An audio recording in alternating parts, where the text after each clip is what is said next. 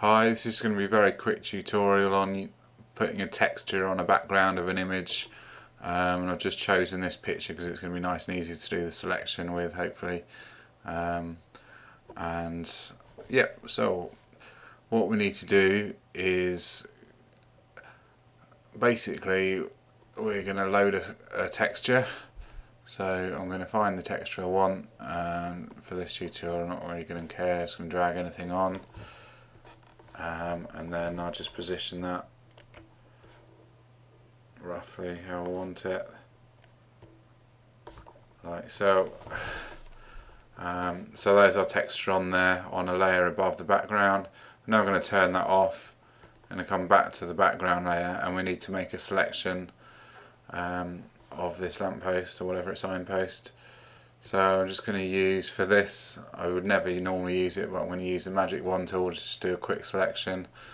And I'm just going to very fast selection there of the sky. So that will do, there's a selection of the sky or the background of your image. And then I'm going to come back to the texture layer and turn it on.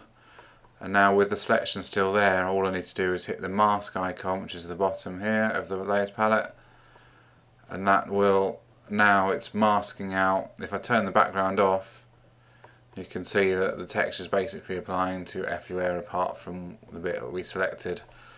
So that's that bit, and we can then sort of play with the opacity a bit and things like that, reduce, try different blend modes.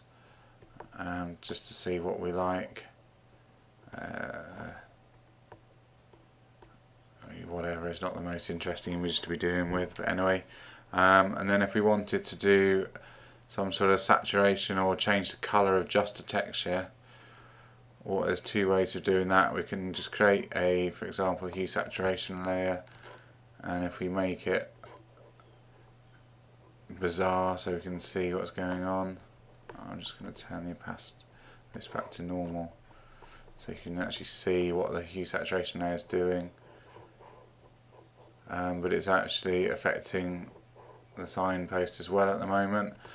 And if we don't want it to affect the signpost, we can either clip just by holding the option key. I'll just undo that.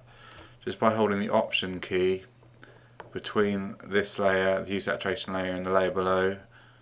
When we move our mouse between the layer, the cursor changes and we can click, and it now clips it to that layer. And alternatively, what we do, we could undo that.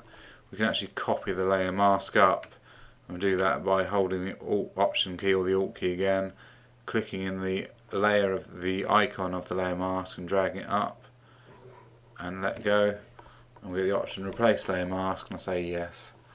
So now this layer, saturation layer, is only working on the portion of the image. And the good thing about creating a mask like that is we could actually do this again but reverse it.